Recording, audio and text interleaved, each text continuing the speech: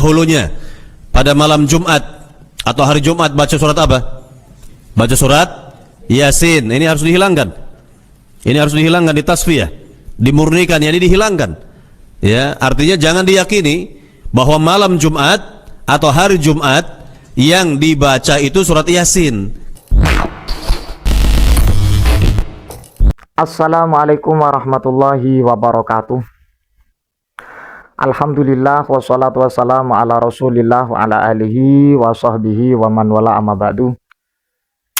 Sahabat yang dimuliakan Allah subhanahu wa ta'ala, mudah-mudahan senantiasa kita diberikan kesehatan oleh Allah, sehat jasmani, sehat rohani, dan tetap istiqomah beribadah kepada Allah. Amin, amin ya rabbal alamin.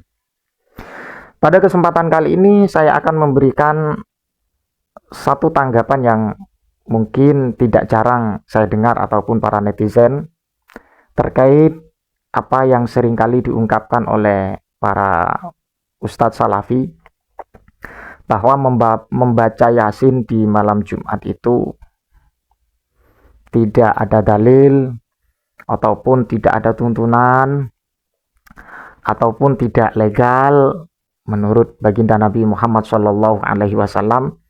Dahulunya pada malam Jumat atau hari Jumat baca surat apa? Baca surat Yasin. Ini harus dihilangkan. Ini harus dihilangkan, ditasfiyah, dimurnikan, yakni dihilangkan. Ya, artinya jangan diyakini bahwa malam Jumat atau hari Jumat yang dibaca itu surat Yasin.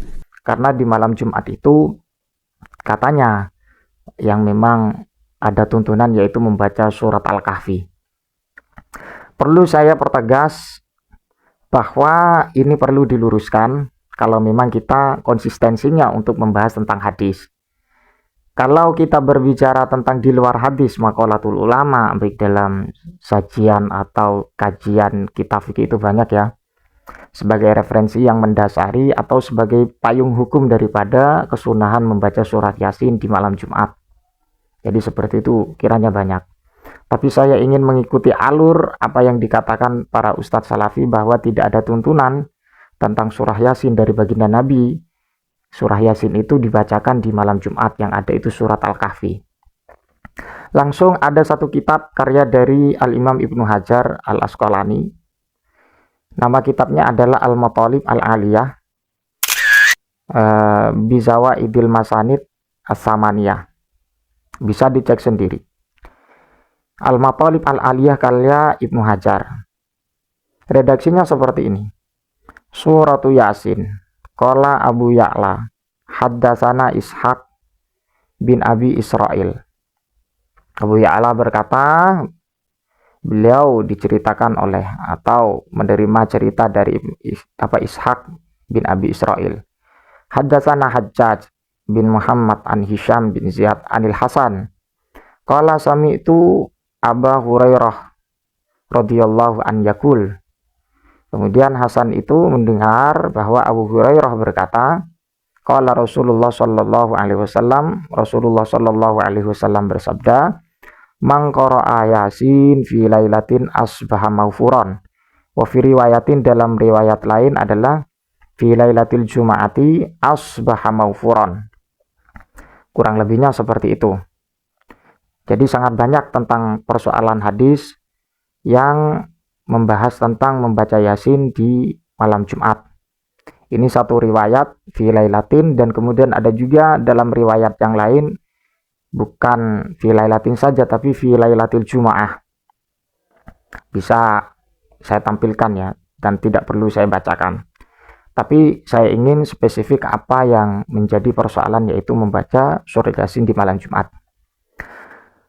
Berkaitan dengan apa yang diungkapkan para ustadz-ustadz salafi yang memang tidak ittifaq, tidak sepakat ketika ada dalil atau ada tuntunan membaca Yasin di malam Jumat, ini perlu saya tegaskan kembali, dan ini berdasarkan kitab, bukan berdasarkan logika saya, tidak. Tapi ini berdasarkan Ibnu Hajar yang pakar hadis.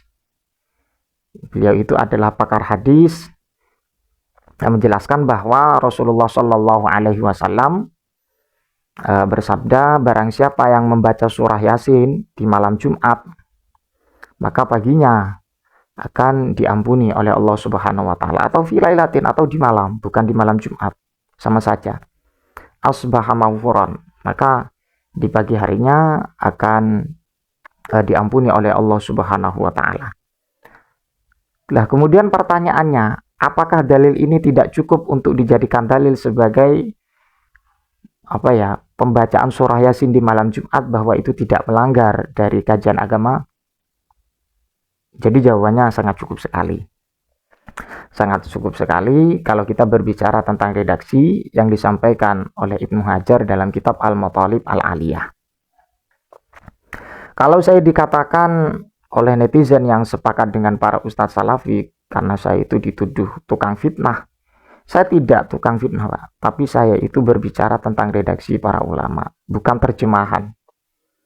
Saya membacakan redaksinya seperti apa ketika berkaitan dengan hadis.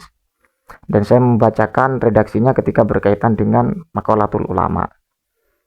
Dan saya membacakan ketika berkaitan dengan apa yang menjadi prinsip dari pakar fikih atau fuqaha. Dan juga persoalan Al-Quran. Dan juga berkaitan dengan tafsir. Jadi kalau dikatakan tidak ada dalil untuk membaca surah Yasin di malam Jumat dan sebagainya, kiranya kurang membuka lebar bagaimana pola pikir kita ketika kita mengkaji dan juga mencermati redaksi-redaksi yang pernah ditawarkan oleh para ulama, baik yang berkaitan dengan hadis, Al-Quran, dan kemudian prinsip para fuqaha, para pakar fikih. Karena tidak jarang para pakar fikih itu juga menyebutkan tentang persoalan membaca surah Yasin di malam Jumat. Ya memang konsekuensinya atau